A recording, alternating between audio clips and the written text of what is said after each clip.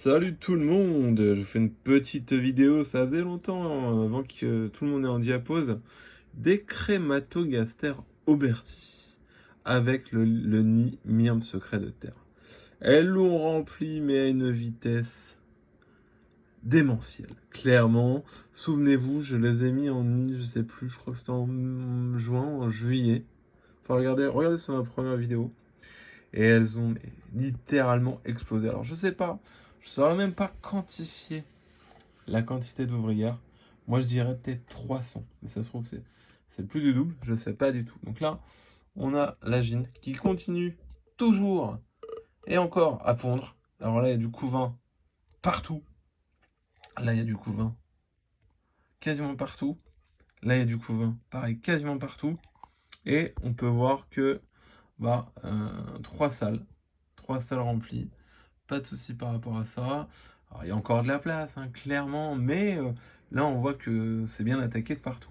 Bon, donc je vais pouvoir vous faire déjà un retour sur ce nid-là en même temps, hein. Donc ce nid-là, il fait le taf, clairement, hein, le nid bois, regardez. J'ai pas de tâches bizarres, rien de spécial, pas de saloperie. Le seul défaut que j'ai, c'est la vitre en plexi, qui a, je pense, avec la chaleur, travaillé. Et du coup, ça fait comme des rayures, des craquelures. On peut même le voir au niveau des vis. Donc, éventuellement, pour les prochains modèles, peut-être pour éviter le jeu avec le bois, la chaleur et les vis, que la plaque de plexi soit collée directement avec du silicone d'aquarium bien sec, il n'y a aucun risque. Soit éventuellement avec des petits aimants, comme c'est des nids secs, ça serait même peut-être le mieux, peut-être des petits aimants. Donc genre 3 aimants intégrés dans le bois et 3 au-dessus, donc collés, hein, sur le dessus de la vitre. Comme ça, si le nid travaille avec la chaleur, et ben la vitre n'est pas encombrée par rapport à ça. Voilà. En tout cas, franchement, topissime. Il vieillit bien. Alors, ce qui est marrant, je sais pas si vous allez le voir. Alors, je vais éviter de trop y mettre mes doigts, mais pour essayer de vous montrer rapidement. L'entrée du nid, elles ont fait une patte avec les déchets d'insectes et autres pour réduire l'entrée. Et puis, elles sont toujours aussi nombreuses à fourrager également dans l'aire de chasse. Là, je leur ai mis, on peut voir qu'elles sont tous planquées au niveau de la l'abreuvoir, parce que je leur ai mis un petit insecte. Et du coup, elles sont en train de le dépioter. Il y a le, le mangeoire à l'équilibre. Donc là, j'ai une ouvrière apparemment qui a rendu l'âme, la pauvre. Voilà, elle s'est noyée. C'est rare, mais ça arrive, clairement. Et donc là, on peut voir que ça se passe bien. Elles ont un gros abreuvoir.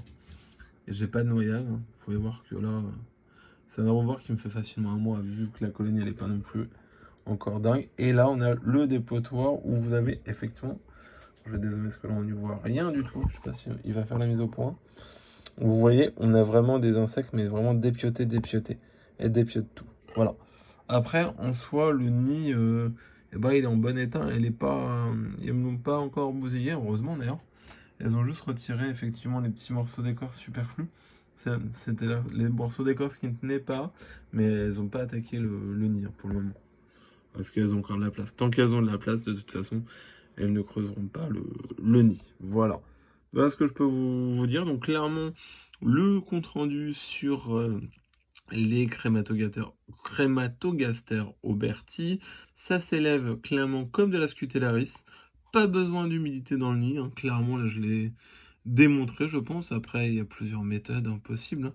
Mais du coup, clairement, hein, là, en tout cas pour cette colo-là, ça a très bien marché, hein. Ça se développe comme des Scutellaris, ça se développe pas moins vite pour moi, c'est pareil. Ça va être la même tragédie quand la colonie va être bien développée. Ça va être pareil, clairement. Donc voilà. Voilà ce que je peux vous dire un petit peu sur cette espèce. Très mignonne, hein. Moi j'aime beaucoup ce noir un peu aubergine. Je sais pas si vous allez le bien voir en vidéo. Ça a vraiment des petits reflets un peu comme ça, un peu aubergine, hein. Donc voilà. Pour cette petite espèce toute mignonne, choupinou roudoudou, mais si agressive, comme dire l'autre. Mais pourquoi est-elle aussi méchante? Parce que, donc non, clairement, c'est une chouette petite espèce. Malgré sa taille, franchement, elle se laisse pas démonter. Là, vous voyez, une petite ouvrière avec un verre. Alors, c'est un petit verre buffalo, hein, c'est les petits. Mais même là, voilà, elle lâche pas l'affaire, quoi. Voilà. Bah, merci de m'avoir regardé. J'espère que la vidéo vous aura plu. Salut, salut.